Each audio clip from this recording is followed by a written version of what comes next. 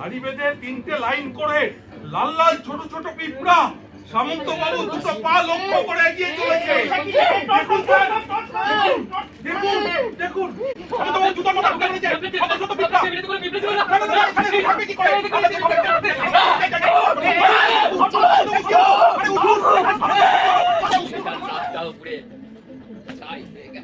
তারপর বাড়ি ফিরে আসা, পরের দিন ভোটের প্রচার শুরু করতে হবে। মাথাটা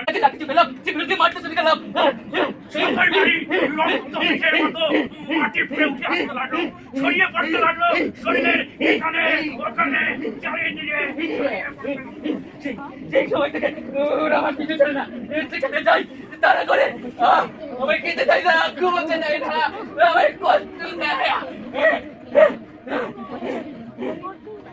নমস্কার। আয়োজক সংস্থা এবং উপস্থিত দর্শক বৃন্দকে শান্তিপুর উড়ান নাট্য সংস্থার পক্ষ থেকে শৈল্পিক অভিনন্দন জানিয়ে শুরু করছি আমাদের আজকের নাটক আধি ভৌতিক।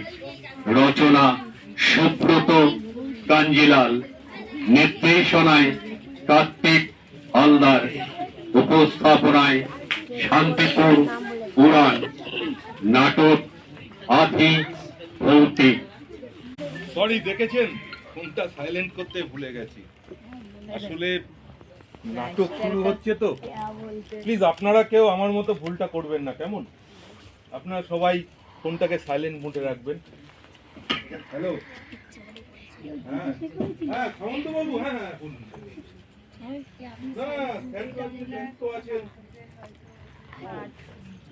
আচ্ছা আচ্ছা ঠিক আছে, ঠিক আছে, আমি কথা বলে আপনাকে। আচ্ছা আচ্ছা ঠিক আছে।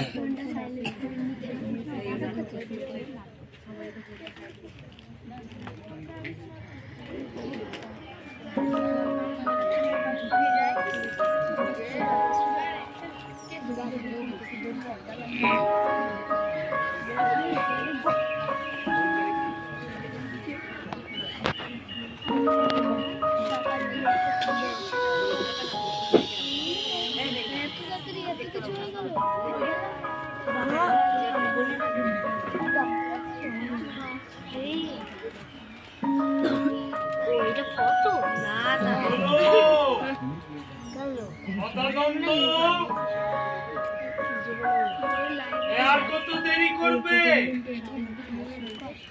ট্রেনের টাইম হয়ে গেছে তো। এই ড্রাইভার কি গাড়িটা বের করেছে?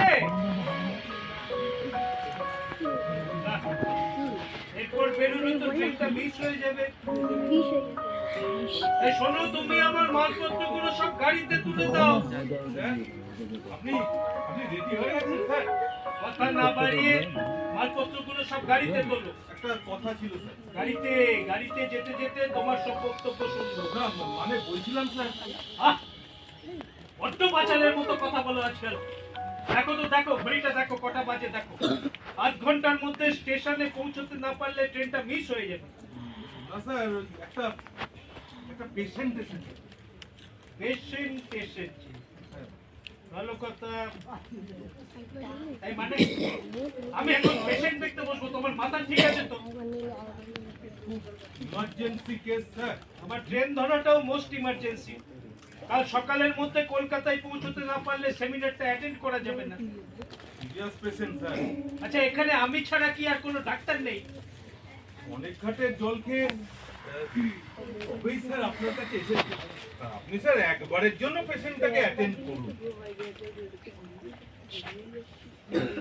তোমার কি মনে হচ্ছে আমি ছুটি এনজয় করতে কলকাতায় যাচ্ছি? তুমি কি জানো না কাল থেকে কলকাতায় শুরু হচ্ছে ইন্টারন্যাশনাল মেডিকেল প্র্যাকটিশনারদের সেমিনার? পৃথিবীর বিভিন্ন দেশ থেকে বিখ্যাত সব ডাক্তাররা সেখানে আসছে। সবই জানি স্যার, তবু বলছি পেশেন্ট একজন VIP. VIP patient? Puri problem. এই তাহলে আমার কাছে কি করতে? আমি তো সামান্য এমবিবিএস ওই গরিবদের চিকিৎসা করি। এই তো বিপদে ফেললে দেখছি তুমি এক কাজ করো, ওনাকে হ্যাঁ হ্যাঁ এই 3 শতক বাদে আসতে বলো। যাও যাও যাও যাও যাও যাও। সব কথাই খুলে বলেছিলাম স্যার। স্যার তবু স্যার আপনার সঙ্গে স্যার একবারের জন্য দেখা করতে চাই। এই কেন কেন দেখা করে কি হবে? আমি কি বাবা রামদেব নাকি যে দেখা করতে হবে? নমস্কার। হ্যাঁ নমস্কার। আপনি যত টাকা ভিজিট চান আমি দিতে প্রস্তুত।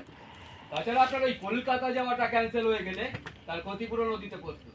ও তাই নাকি? হ্যাঁ। আপনি তো মশাই দেখছি অনেক কিছুই দিতে প্রস্তুত, কিন্তু আমি তো গ্রহণ করতে প্রস্তুত নই। এই তাছাড়া আপনি কি করে জানলেন যে টাকা দিয়ে কলকাতায় না যাওয়ার ক্ষতিপূরণ সব হয়ে যাবে? এখানে আমি ঠিক দাঁড়িয়ে থাকতে পারছি না, একটু ভিতরে আসতে পারি? হাতে আর মাত্র 25 মিনিট, না ট্রেনটা মিস হয়ে যাবে।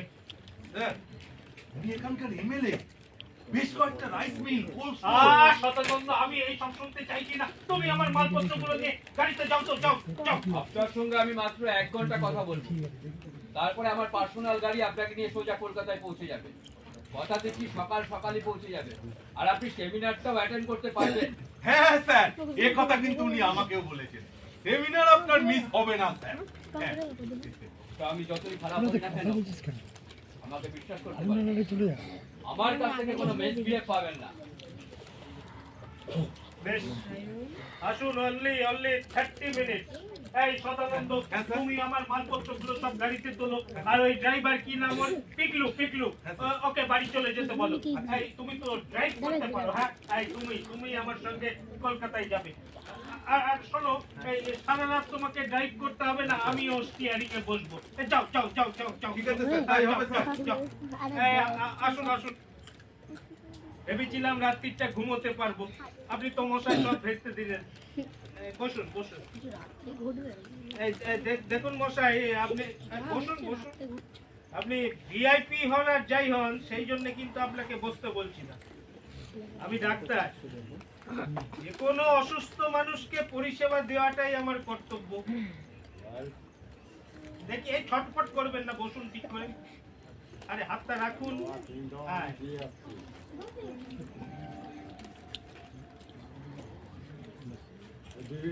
বসুন বসুন, স্থির হয়ে বসুন।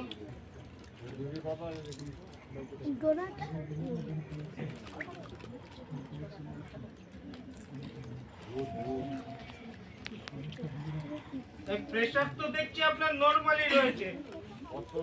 এইবার এই ডিটেলসে বলুন তো আপনার শারীরিক সমস্যাটা কোথায়?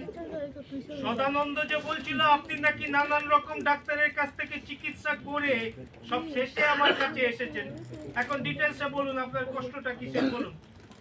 স্যার, হ্যাঁ স্যার উনি আমাকে বলেছেন যে ওনার কোনো অসুখ নেই। অসুখ নেই? হ্যাঁ। এই মানে না মানে হলো স্যার, ওই জ্বর, সর্দি কাশি বা পেটের অসুখ বা বড় বড় কোনো ডিজিজ ওনার নেই। আর স্যার কোনো পরীক্ষাতেও কিছু ধরা পড়ে না। তাহলে আমার কাছে কি করতে এসেছেন? এই আমার সময় নষ্ট করছেন কেন বলুন তো? আসলে আপনাকে যে আমি কিভাবে বলি, মানে তা থেকে শুরু করি আর কি, তাই যে আমার প্রবলেম জানি না, 1 বছর কি তার বেশি সময় ধরে ভীষণ কষ্ট পাই। কোথাও বসতে পারি না, শুতে পারি না, ঘুমোতে পর্যন্ত পারি না। আপনার কোন রকম অসুখ নেই, অথচ আপনি 1 বছরের বেশি সময় ধরে বিভিন্ন ডাক্তারের কাছে চিকিৎসা করাচ্ছেন। আজকে এইভাবে আমার ট্রেনটা মিস করালেন, কেন বলুন তো? আমি কি আপনার কোনো ক্ষতি করেছি? আরে না না না না, কি করতে যাবেন? তাহলে কেন আমাকে বাধ্য করলেন ট্রেনটা মিস করাতে? এই দেখুন মশাই, আমি আপনার মতোই রাজনীতি বুঝি না, আর বুঝতেও চাই না। আপনার কাছে কখনো অনুগ্রহ ভিক্ষা করতে চাইনি। স্যার বলছি স্যার, ওনার সমস্যাটা যদি আপনি দেখেন তাহলে চমকে উঠবেন স্যার, বেশ ক্রিটিক্যাল। আর কোনো ডাক্তার বিশ্বাসই করতে চায় না যে কি বিশ্বাস করতে চাই না? ওনাকে সবসময় পিঁপড়া কামড়ায়। এই কি কামড়ায়? পিঁপড়া, ওই ছোট ছোট লাল লাল পিঁপড়া কামড়ায়। কেন আপনাকে পিঁপড়া কামড়ায়? কেন, আপনি কি রসগোল্লা নাকি মশাই যে পিঁপড়ের পাল আপনাকে ছেকে ছেকে ধরবে? তাও গিয়ে দাঁড়াতে পারি না, বসতে পারি না, খানিকক্ষণ বসার পরেই না আমার শরীরে পিঁপড়ে উঠে বসে। এক কাজ করুন, কাল সকালে বাজার থেকে নিম পাতা কিনে খাওয়া শুরু করুন। একই সঙ্গে নিম পাতার রস শরীরের বিভিন্ন অংশে মেখে নিন, তাহলে নিশ্চয়ই পিঁপড়ে কামড়াবে না। তারপরেও কামড়েছে। তারপরেও কামড়েছে মানে নিম পাতা খাওয়ার পরেও? ও ও ও এটা তাহলে আপনার মনের অসুখ, এই সাইকোলজিক্যাল প্রবলেম। এই শুনুন মশাই, কলকাতায় যান, ভালো কোনো নামকরা সাইকিয়াট্রিস্টকে দেখান, সুস্থ হয়ে যাবেন। আমার সময় নষ্ট করবেন না প্লিজ। এই সদানন্দ, এই ট্রেনটা তো মিস করলাম, চলো চলো এই গাড়িটা নিয়ে বেরিয়ে পড়া যায়। আর একটু বসুন ডাক্তারবাবু, আমি তো আপনাকে কথা দিয়েছি যে আমার পার্সোনাল গাড়ি আপনাকে নিয়ে কলকাতায় পৌঁছে যাবে। আপনি শুধু আমার অসুখটা সারিয়ে দিন। টাকার জন্য চিন্তা করবেন না, টাকার বৃষ্টি করতেও আমি প্রস্তুত। টাকার বৃষ্টিতে স্নান করবার কোনো বাসনা আমার নেই। তাছাড়া এই ধরনের কোনো রোগের ইতিহাস মেডিকেল সায়েন্সে নেই, ওটা আপনার মনের অসুখ, সাইকোলজিক্যাল প্রবলেম। এই কলকাতায় যান, নাম করা কোনো মনের ডাক্তার দেখান, সুস্থ হয়ে যাবেন। আমার সময় নষ্ট করবেন না প্লিজ প্লিজ প্লিজ। মনের ডাক্তার উনি দেখিয়েছেন, কোনো ফল হয়নি। আরে আমার চিকিৎসা তো কোনো ফল হবে না। একটা কথা তোমাদের আমি কিছুতেই বোঝাতে পারছি না, এই ধরনের কোনো রোগের ইতিহাস আমার অন্তত জানা নেই। মনে ডক্টর টিকে বসু আপনার কাছে আমায় পাঠালেন কেন? এই এই কোন টিকে বসো, কোন টিকে বসো? স্যার, আপনার মেডিকেল কলেজের শিক্ষক, যাকে আপনি মেডিকেল সায়েন্সের ঈশ্বর মনে করছেন। ও এই তাই নাকি? তাই নাকি সদানন্দ? তাই নাকি? হ্যাঁ, এই জানো তো সদানন্দ স্যার চিরকালই আমাকে খুব স্নেহ করেন। আমার উপর ওনার অগাধ বিশ্বাস, ওই জন্যই মনে হয় বলেছেন। কিন্তু মেডিকেল সায়েন্সের বাইরে কোন রকম অলৌকিক জাদুবিদ্যায় তো আমি বিশ্বাস করি না। আচ্ছা, এক কাজ করুন, ঈশ্বরে যদি আপনি বিশ্বাস করে থাকেন, তাহলে এই দেশে হাজার হাজার মন্দির আছে, গুরুজি বাবাজিদের সব আখড়া আছে। এই সেই সব জায়গায় চলে যান, আমার সময় নষ্ট করবেন না প্লিজ। এসব জায়গাতেও ঘোরা হয়ে গেছে। আরে কি মুশকিল, তাহলে আমি এই দেখুন, আমার মুখের দিকে তাকিয়ে কোনো লাভ হবে না। আপনার চিকিৎসা করা আমার সাধ্যের বাইরে, আপনি যান প্লিজ, যান যান যান যান যান। স্যার, হ্যাঁ, স্যার, আমি বলছি স্যার, কথাগুলো আপনি মন দিয়ে শুনুন। আপনি যদি ব্যাপারটা চাক্ষুষ করেন, তাহলে বুঝতে পারবেন। আপনি হয়তো বলে ফেলবেন মিরাকেল। মিরাকেল? হ্যাঁ, এই তুমি কি বলতে চাও বলো তো? না, সামন্ত বাবু যে কি সমস্যা, এবার সেটাই আপনাকে দেখানো হবে স্যার। এই কি ব্যাপার বলো তো সদানন্দ, ওনার ব্যাপারে তুমি এত সব জানছো কি করে? হ্যাঁ, সামন্ত বাবু আমাকে বলেছেন বলে আমি জানতে পেরেছি। ওই দেখুন স্যার, আপনার কথা নাই, ওই দেখুন, ওই দেখুন স্যার, ওই দেখুন, দেখুন স্যার, হাড়ি বেঁধে 3টে লাইন করে লাল লাল ছোট ছোট পিঁপড়া সামন্ত বাবু দুটো পা লক্ষ্য করে এগিয়ে চলেছে। দেখুন স্যার, দেখুন, দেখুন, সামন্ত বাবু জুতোর মধ্যে ঢুকে পড়েছে শত শত পিঁপড়া। না, না, না, এখানে থাকবে কি করে? আপনাদের ভাবে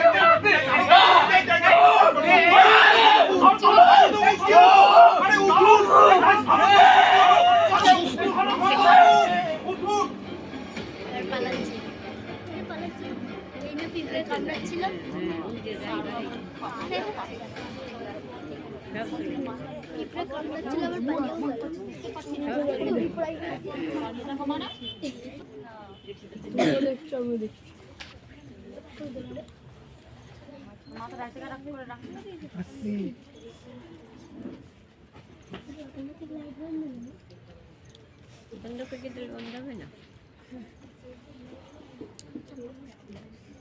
এবার বুঝলেন তো স্যার, কি ভয়ঙ্কর যন্ত্রণা নিয়ে সামন্ত বাবু কয়েকটা বছর ধরে কষ্ট পাচ্ছেন। অগাধ সম্পত্তি, সাদা কালো মিলিয়ে কত টাকা যে উনি রোজগার করেছেন তার সঠিক হিসাব ওনার নিজের কাছেও নেই। অথচ কয়েকটা বছর ধরে বিভিন্ন রকম রাজনৈতিক সামাজিক ক্ষেত্র থেকে নিজেকে বিচ্ছিন্ন করে রেখেছেন, মানে রাখতে বাধ্য হয়েছে। কোথাও গিয়ে একটু বসতে পারেন না, দাঁড়াতে পারেন না, এমনকি শুতে পর্যন্ত পারেন না। বারে বারে বিছানার চাদর বদলাতে হয়, জামা কাপড় পাল্টাতে হয়। এই সদানন্দ, আমাকে একটা বিড়ি দাও দেখি। হ্যাঁ? স্যার আপনি বিড়ি খাবেন? বিড়ি খাবেন? সিগারেট নিতে হবে।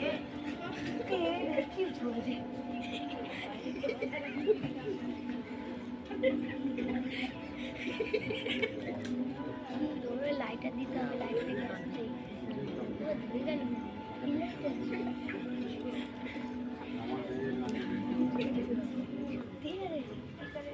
ওনাকে কি এর আগেও ইনজেকশন দিয়েই ঘুম পাড়িয়ে রাখা হতো? হ্যাঁ হ্যাঁ স্যার, এটাই তো জানি। আর সেই জন্যই আমি আপনাকে বললাম একটা পিঠির ড্রিল পুশ করতে, না হলে তো ওনাকে শান্ত করাই যাবে না। কিন্তু এভাবে চললে তো উনি মারা যাবেন। হ্যাঁ, ডাক্তারবাবুরা তো সেটাই মনে করেন। এছাড়া তো কোনো উপায়ও আমি দেখতে পাচ্ছি না। নানা রকমের টোটকা চিকিৎসা এর আগে হয়েছে, যেমন সারা গায়ে কেরোসিন তেল মেখে ঘুমোতে যেতে। একবার তো এক সাধু বাবা বললেন কাঁটা দিয়ে কাঁটা খুঁজতে হবে। সাধু বাবার কথা মতো সারা গায়ে ঝোলা গুড় মেখে ঘুমোতে যেতে। যে ব্যবস্থা চিরস্থায়ী হলো না, অর্থাৎ পিপিলিকার দলকে বিভ্রান্ত করা গেল না। কটা দিন যেতে না যেতেই তারা আবার ঝাঁকিয়ে ঝাঁকিয়ে এসে উপস্থিত হলো। বিছানায় শুতে গেলে বিছানার চাদর লাল পিপিলিকার রঙে রাঙিয়ে যেত, পরনের জামা কাপড়ে থক থক লাল লাল পিপিলিকা বাসা বাঁধত। আরো যে কত কাণ্ড ঘটে গেছে। প্রথমে আমি দেখে ভেবেছিলাম সাইকোলজিক্যাল প্রবলেম, কিন্তু নিজের চোখে ওই লাল লাল পিঁপড়ের মিছিল দেখে এখন তো মনে হচ্ছে আরো বড় ভয়ঙ্কর ভবিষ্যৎ অপেক্ষা করে আছে। হ্যাঁ, এই সমস্ত দেখে শুনেই অনেক ডাক্তারবাবু মনে করেন এই সামন্তবাবুর মৃত্যু নাকি লাল পিপিলিকার মিছিলের হাতেই। এখন তো আমারও তাই মনে হচ্ছে। কি বিভৎস পরিণতি বলতো। স্যার, হ্যাঁ স্যার, আমার একটা কথা শুনবেন স্যার? বলো বলো। এই লোকটা ব্যক্তিগত জীবনে যত খারাপ কাজই করে থাকুক না কেন, তবু তো স্যার মানুষ। এই লোকটা যে রাজনৈতিক দলের নেতা, সেই দলটা কোনো সৎ ভদ্র লোকদের নিয়ে তৈরি হয়নি। হ্যাঁ, এ যাই হোক না কেন স্যার, আপনি তো স্যার ডাক্তার, আর কুখ্যাত ক্রিমিনাল যখন অসুস্থ হয়ে পড়ে তার চিকিৎসা করবার দায়িত্ব তো স্যার আপনারই।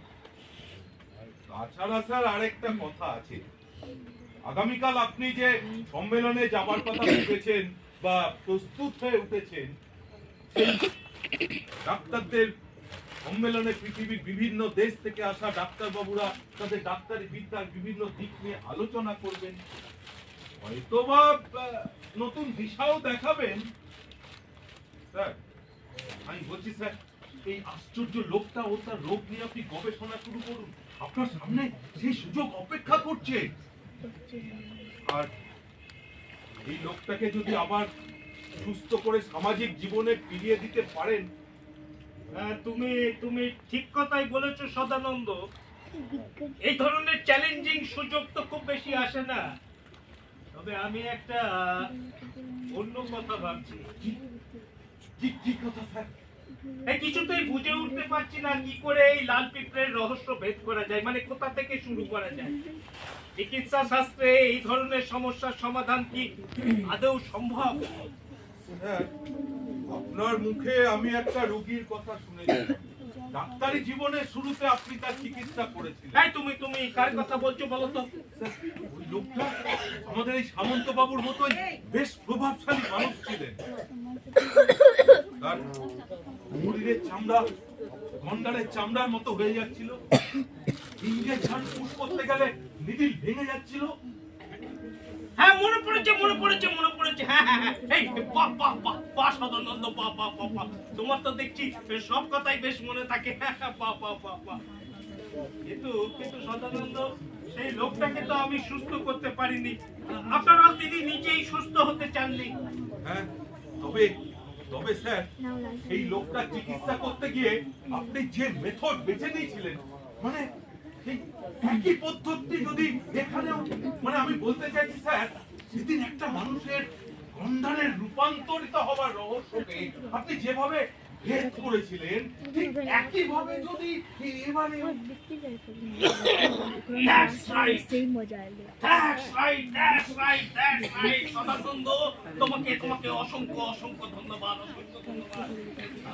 তাহলে তো এই লোকটার জীবনের ইতিহাস আমাকে জানতে হবে। একজন গোয়েন্দা যেমন অপরাধীকে কাল্টিভেট করে অপরাধের উৎস সন্ধান করে, ঠিক সেই একইভাবে আমাকে এগোতে হবে কি সদানন্দ, তাই তো? হ্যাঁ স্যার, তাহলে আমাদেরকে সেই চেষ্টাই করতে হবে।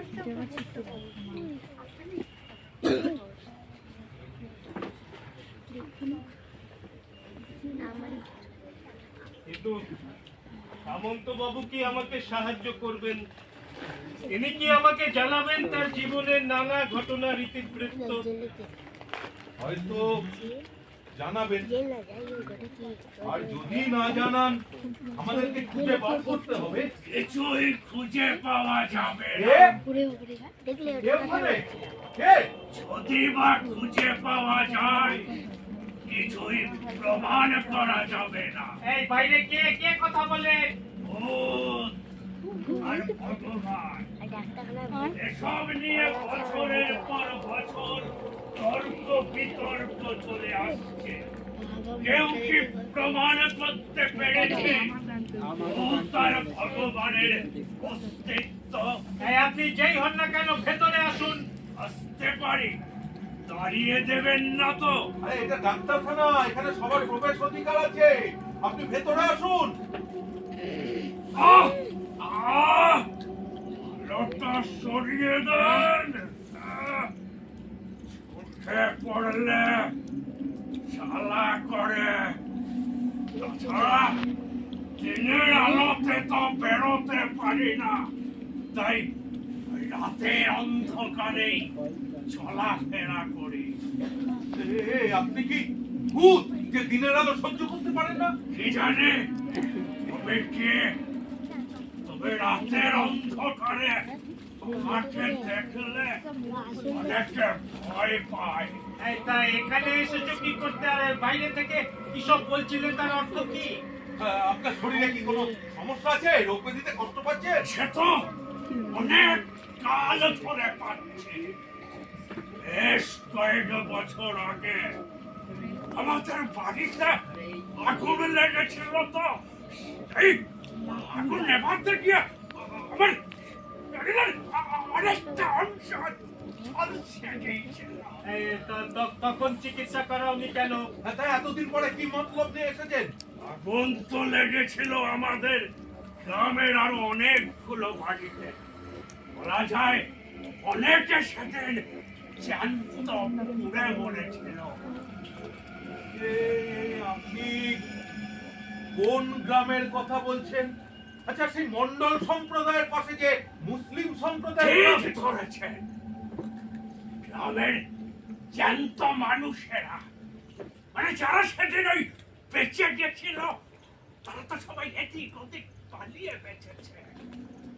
ওটা এখন শ্মশানের মতো। সে তো 5-6 বছর আগের কথা। তা আপনি এখন এই সময় এত রাতে কি মনে করেন? জ্বালা যন্ত্রণা সবকিছু সহ্য করতে করতে একটা সময় আসে যখন আর অনুমতি থাকে না, কিন্তু বেঁচে ওঠার একটা লোভ তো থাকে। এই বেঁচে উঠতে মানে আপনি কি মরে গেছেন? আরে বাবা, হাসছেন যে? আমি কি হাসির কথা বললাম? এই দেখুন, ডাক্তারবাবু ব্যস্ত আছেন, আমাদের এভাবে সময় নষ্ট করবেন না। এই কারণে ব্যস্ত আছেন সেটা জানি, আর সেই জন্যই তো এলাম। কিভাবে জানলেন? আর সেই জন্য এলাম মানে কি কি আপনাদের সাহায্য করতে। আরে কে চেয়েছে আপনার সাহায্য? আপনি এখন আসুন তো, জান বলছি। কি হলো? কথা কানে যাচ্ছে না? আমি চলে গেলে ওই ঘরে যে লোকটাকে শুইয়ে রেখেছেন তার চিকিৎসা করবেন কি? আপনি যাবেন নাকি অন্য ব্যবস্থা দিতে হবে? হ্যাঁ, আপনারা নাম করা লোক, আজকের এই সমাজের মাথা অনেক কিছুই করতে পারে। দেখো, আমি কিন্তু আপনাদের সাহায্য করবার জন্যই আবির্ভূত হয়েছি। আমার কথা শুনুন, আসলে লাভ হবে আপনাদের।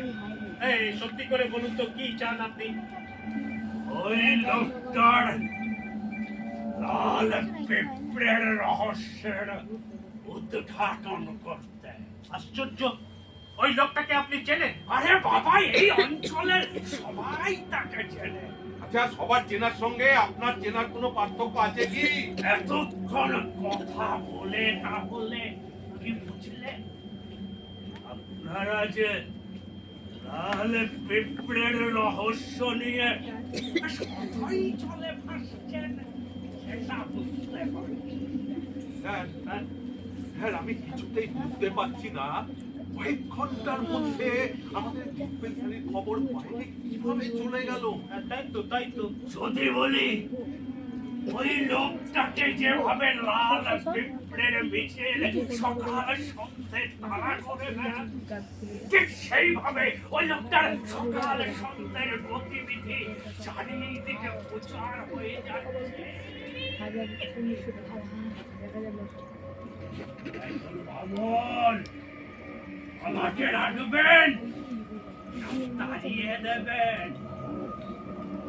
আচ্ছা, বেশ বেশ বেশ, আপনি যদি আমাদের সাহায্য করতে এসে থাকেন তাহলে বলুন ওই লোকটার সম্বন্ধে আপনি কি কি জানেন? ওই যে বললাম, লাল পিঁপড়ের রহস্য জানে। তাহলে বলুন ওই লোকটাকে লাল পিঁপড়ে তারা করে কেন? একটা শর্ত আছে। আবার শর্ত কিসে? আরে বাবা, এই বিশ্ব ব্রহ্মাণ্ডে সব কিছু স্বার্থের নিয়মে চলছে। ওই নিঃস্বার্থ কথাটা একেবারেই বাজে। আচ্ছা, ঠিক আছে, বলুন কি শর্ত আপনার, বলুন। ওই লোকটাকে লাল পিঁপড়ের হাত থেকে বাঁচিয়ে দেওয়ার আগে আবার মেয়েটাকে জ্বালা যন্ত্রণার মুক্ত করে দিলাম। আপনার মেয়ে কি হয়েছে তার? এবার সত্যি করে বলুন তো, কে আপনি? কোথা থেকে এসেছেন? কেন এসেছেন? আর ওই ঘরে যে লোকটা শুয়ে আছে তার সঙ্গে আপনার কি সম্পর্ক? আর আপনার মেয়ে কোথায়, কি হয়েছে তার? বলবো, নিশ্চয়ই বলবো। আর বলবার জন্যই তো এখানে এসেছি। তার আগে একটা কাজ করুন। ওই গোয়েন্দারা যেমন অপরাধীদের মুখোমুখি বসিয়ে জেরা করে, সেই রকম ব্যবস্থা। এই, আপনি ভুল করছেন। আমি গোয়েন্দা নই, ডাক্তার। এই তো কিছুক্ষণ আগে আপনি তো বললেন ডাক্তারকেও রোগের কারণ বুঝতে গেলে, জানতে গেলে গোয়েন্দা হতে হয়। আমাদের চারিদিকে মারাত্মক সব ভাইরাস ব্যাকটেরিয়া কিলবিল করছে। সুযোগ পেলেই আমার আপনার প্রত্যেকের শরীরে ঢুকে পড়ছে। মানুষের মতো জীবজন্তুর শরীরে ছাড়া ওই সমস্ত ভাইরাস ব্যাকটেরিয়া আপনি এত সব জানলেন কি করে? আপনাকে দেখে তো মনে হচ্ছে অশিক্ষিত।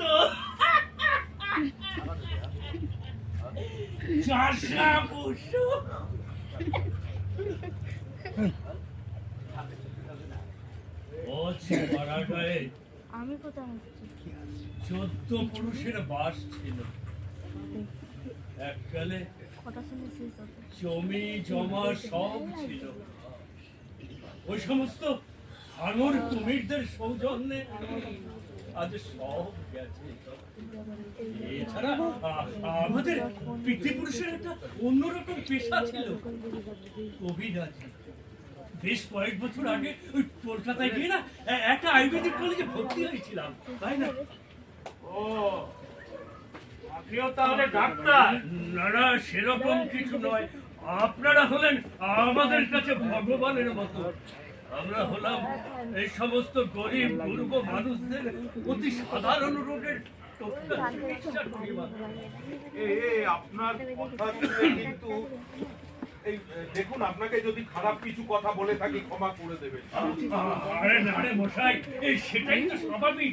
আমাকে দেখলে অনেকেই সব কথা বলে।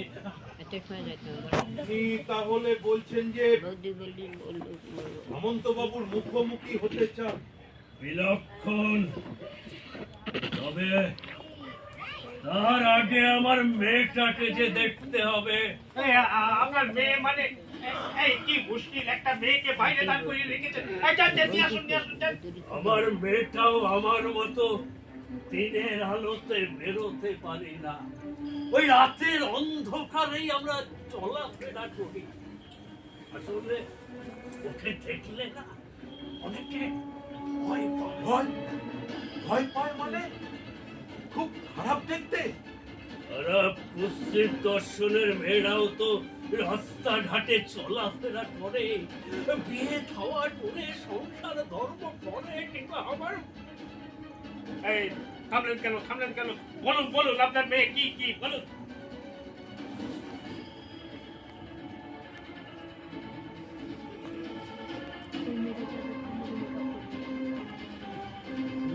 এখন বুঝতে পারছেন কেন ওকে বাইরে দাঁড় করিয়ে রেখেছিলাম?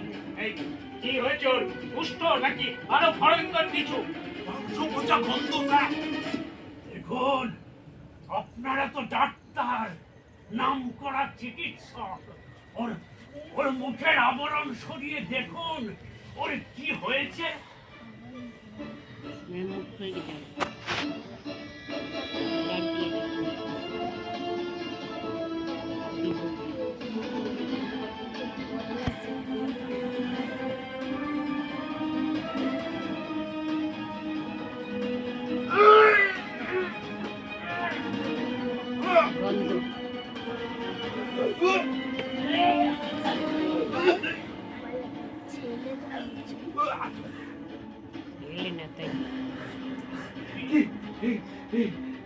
ভয়ঙ্কর স্যার, এই অবস্থা হলো কি করে?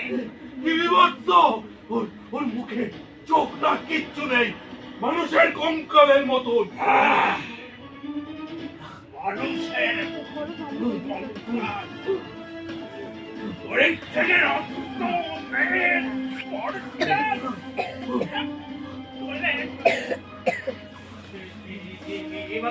এভাবে চলে ফিরে বেড়াচ্ছে কি করে?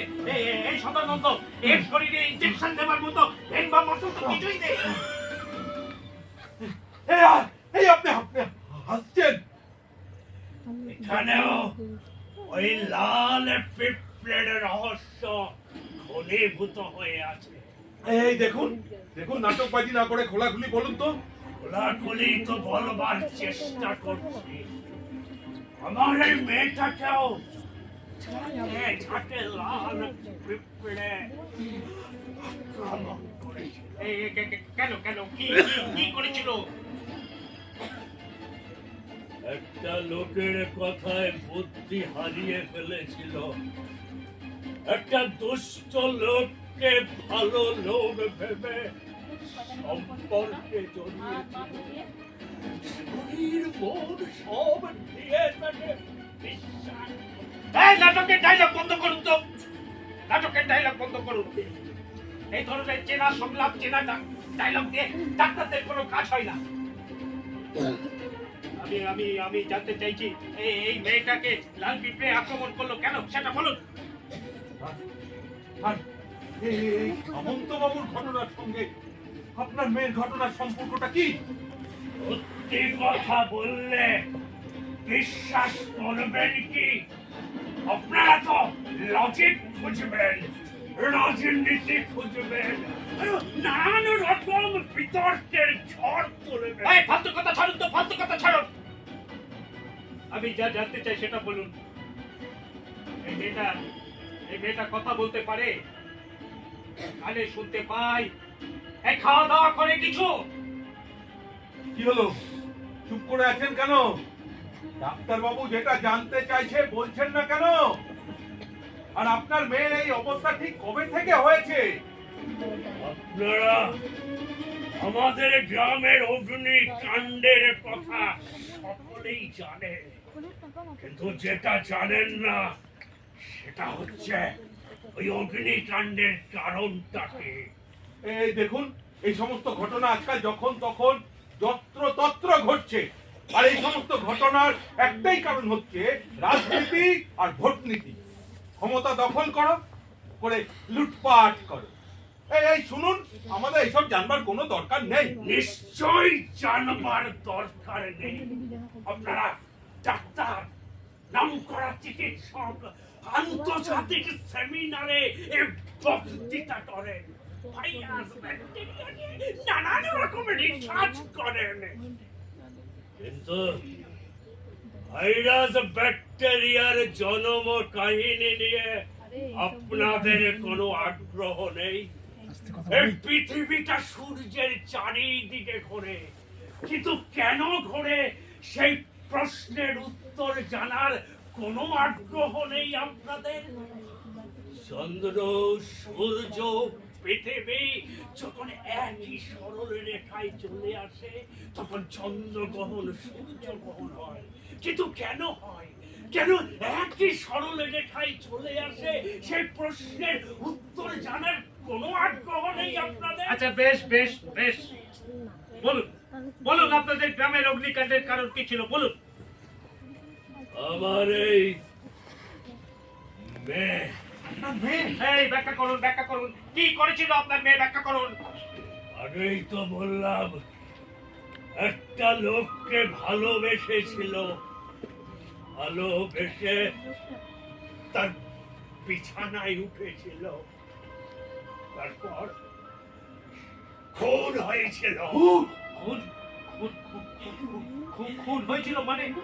কে কে কে কে খুন করেছিল? আপনার মেয়ে যদি খুন হয়ে থাকে তাহলে তাহলে এই মেয়েটাকে। এই দেখুন মশাই, দেখুন, আমি প্রথমে আপনাকে ঠিক বুঝতে পারিনি, কিন্তু যখন আপনাকে আমি বুঝতে শুরু করেছি তখন মনে হচ্ছে আপনি সোজা কথা সোজা ভাবে বলছেন না, জটিল করে দিচ্ছেন। এই ডাক্তারকে রাজনৈতিক বিজ্ঞান, সামাজিক বিজ্ঞান জানতে হবে না, এটা আমি বলি না। মানুষের অ্যানাটমি যেমন আমাদের শিখতে হয়, একই সাথে মানুষের সাইকোলজি, ফিজিওলজি যদি আমরা না জানি, না শিখি, তাহলে রোগের কারণ সন্ধান করতে পারবো না। এই ব্যাপারে আমি আপনার সঙ্গে একমত। কিন্তু আপনি যখন বলছেন আপনার মেয়ে খুন হয়েছিল, আবার সেই খুন হয়ে যাওয়া মেয়েটাকে আমাদের সামনে এনে দাঁড় করিয়ে দিচ্ছেন, তখন আপনাকে বুঝতে গিয়ে না আমি কেমন বিভ্রান্তির শিকার হয়ে পড়ছি। আমি মানছি সে কথা, সেটাই স্বাভাবিক, কিন্তু আমি কি করব বলুন তো? আজকের এই সমাজ গঠনের মধ্যে নানান রকম জটিল নাটকীয়তা রন্ধে রন্ধে ঢুকে পড়েছে। এই দেখুন, রাত প্রায় শেষের দিকে। আজকে সন্ধ্যের গাড়িতে ডাক্তারবাবুর কলকাতায় যাবার কথা ছিল, সেটা ভেস্তে গেছে। তারপর আমরা ঠিক করলাম ডাক্তারবাবু মোটর গাড়ি নিয়ে বেরিয়ে পড়বো। এখন তো দেখছি স্যার সেটাও ভেস্তে যেতে বসেছে। না না না না না সদানন্দ, না, এই লাল লাল পিঁপড়ের রহস্য ভেদ না করে আমি তো চেম্বার থেকে বেরোতে পারবো না। স্যার আমার কথা শুনুন স্যার। স্যার এই লোকটা পুরো জাল স্যার, ফালতু লোক স্যার, মাঝরাতে ঢুকে পড়েছে আমাদের সময় নষ্ট করতে। স্যার আপনি আমার কথা শুনুন, আমার সঙ্গে চলুন স্যার, এখনো সময় আছে, কাল বিকেলের মধ্যে পৌঁছে যেতে পারবো। আপনার সেমিনারটা তো অ্যাটেন্ড করা দরকার। সেমিনার অ্যাটেন্ড করার থেকেও আজ সন্ধ্যেবেলা যে নাটকটা আমার চেম্বারে শুরু হয়েছে তার অন্তিম দৃশ্য আমাকে দেখতেই হবে। এই মশাই, আপনি বলুন বলুন, আপনার মেয়ের এই অবস্থা হলো কি করে বলুন। তাহলে তো ওই লোকটাকে ডাকতে হয়। ওই লোকটাকে ডাকা যাবে না, ইঞ্জেকশন দিয়ে ঘুম পাড়িয়ে। এই সদানন্দ বাবু, আপনি উঠে এলেন কেন? শরীরে ইঞ্জেকশনের প্রভাবটা ছিল অল্প কিছুক্ষণ, তাই হয়তো লাল পিঁপড়ের দল দূরে কোথাও ওত পেতে বসে আছে। কেন জানি না, এখন আমার মনে হচ্ছে এর থেকে আমার আর কোনো রিস্ক নাই। কত কিছুই তো করলাম, একজনের কথায় নদীতে বস্তা ভাড়া করে 7-7টা দিন নদীর চলে ভেসে থাকলাম। 8 দিনের মাথায় দেখি লাল পিঁপড়ের জাল বলে তলে আমার বস্তায় এসে একটু বললো, আরে সন্দেহ পড়ে যাবেন, আপনি বসুন।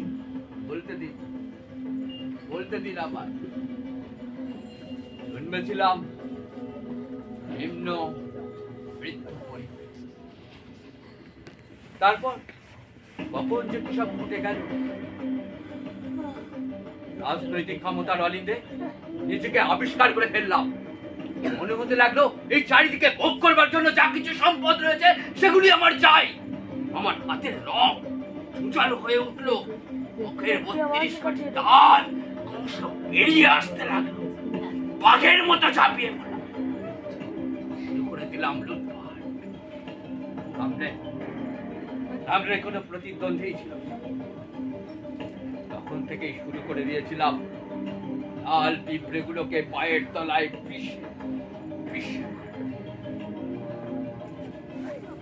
কিন্তু শেষ পর্যন্ত একটা কিশোরী মেয়ের কাছে আমি হেরে গেলাম। কিশোরী মেয়ে মানে কে, সে কি তার পরিচয়? জানি না, জানবার চেষ্টাও করিনি। কিশোরী মেয়েটাকে প্রলোভন দেখিয়ে আমার বিছানায় তুলেছিলাম।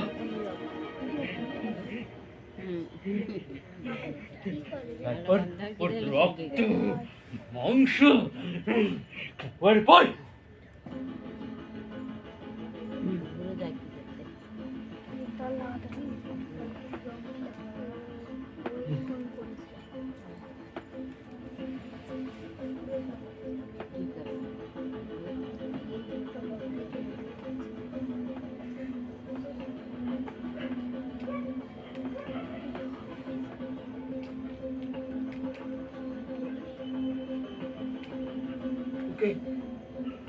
ছুঁড়ে ফেলে দিয়ে এসেছিলাম। বেচারা একটা কিশোরী মেয়েকে হজম করতে পারলো না, ধরা পড়ে গেল। দুর্ভাগ্য আমার। মজা সাবুকে পা কেটে যাওয়ার অবস্থা। সামনেই ছিল রাজনৈতিক যুদ্ধ, মানে ভোটের যুদ্ধ, ভোটের উৎসব। রাষ্ট্রটা গুম করতে গিয়ে দলের লোকজন বিক্রিয়া করলো। আমার বিশ্বস্ত কয়েকজনকে নিয়ে আমি ছুটে গিয়েছিলাম জঙ্গলে, যেখানে আমি লাশ থেকে ফেলে এসেছিলাম। কিন্তু কোথায় লাশ? তন্ন তন্ন করে খুঁজেও লাশটাকে পাওয়া যাচ্ছে না। লাশটা পড়েছিল একটা গাছের নিচে। চালিয়ে দেখি কোটি কোটি লাল পিঁপড়ের ঝাঁক ওই লাশটাকে ঢেকে রেখেছে। প্রথমে চমকে উঠেছিলাম, ভয় পেয়েছিলাম। এই লাশটাকে মাটির তলায় পুঁততে গিয়ে এই লাল পিঁপড়ের দল যদি আমায় আক্রমণ করে বসে। দলের লোকজন বললো এই লাশটাকে গুম করতে না পারলে আপনি ধরা পড়ে যাবেন, ভোটে জেতা যাবে না। হ্যাঁ ঠিক তাই। একজন বললো, স্যার মাটি খোঁড়াখুড়ি দরকার নেই স্যার, আবার যদি মাটির থেকে তুলে নিয়ে ওই কাটা ছেঁড়া করে থেকে বরঞ্চ আগুন দিয়ে জ্বালিয়ে দেওয়া হোক। মাথা ঠিক ছিল না সে সময়, কারণে মাথা ঠিক থাকে না। বুধার মতো লাশটাকে আগুন দিয়ে জ্বালিয়ে দিল। চোখের সামনে দেখলাম কোটি কোটি লাল পিঁপড়ের সঙ্গে মেয়েটার লাশটাও পুড়ে ছাই হয়ে গেল। তারপর বাড়ি ফিরে আসা, পরের দিন ভোটের প্রচার শুরু করতে হবে, মাথাটা ঠান্ডা রাখা দরকার, মিটিংয়ের পর মিটিং ভাষণ দিতে হবে, ইলেকশন মেশিনারি ঠিক করতে হবে।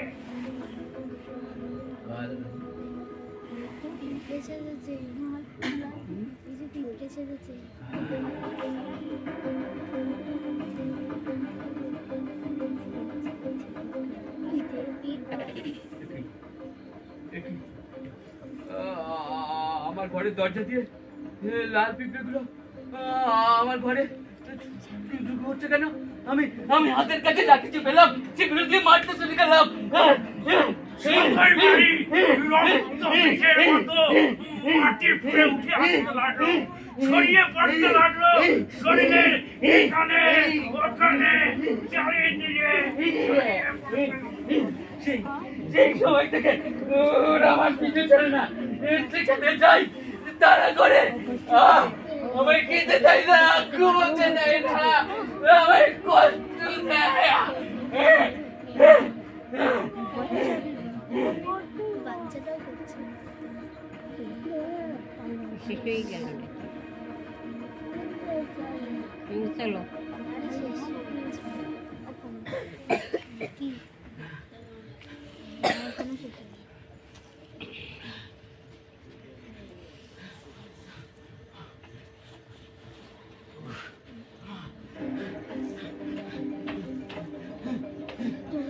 এই হয় আসলে পাশে লিখে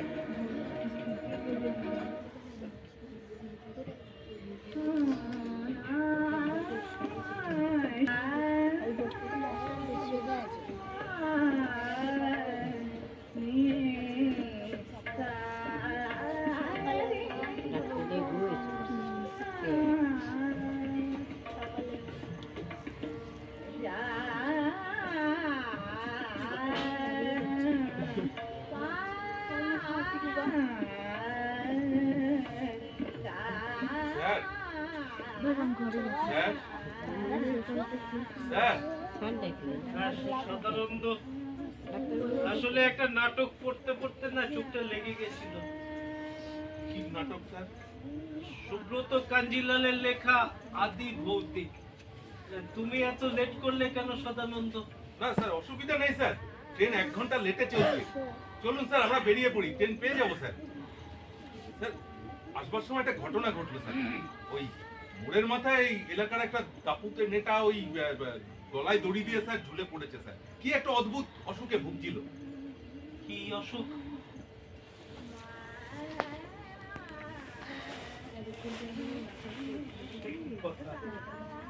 আমি যা যা পড়লাম স্বপ্নে, যা যা দেখছি সব এতক্ষণ সব মিলে যাচ্ছে। কি ব্যাপার? ঘুমাইয়া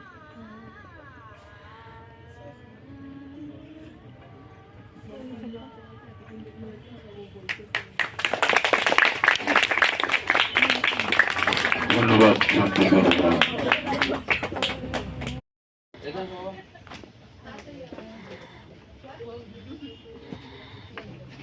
ধন্যবাদ জানাই শান্তিপুর উড়ানকে।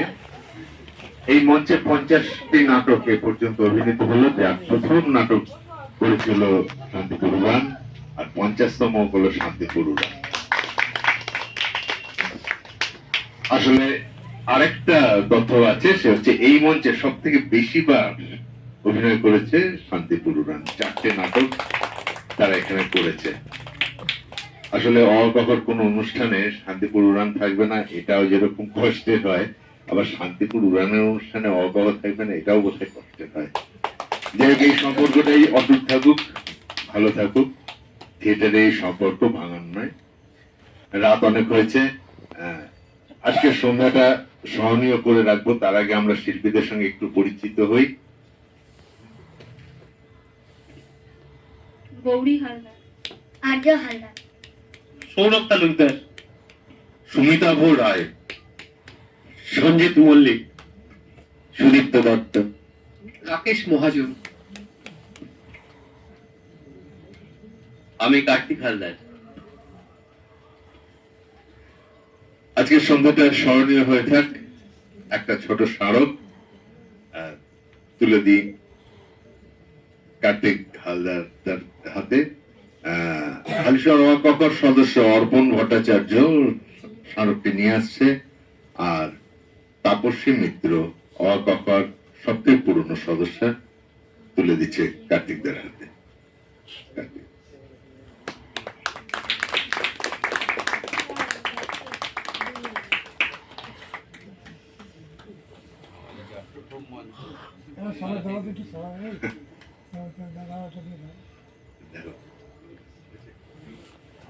ধন্যবাদ সবাইকে আমাদের সঙ্গে সহযোগিতা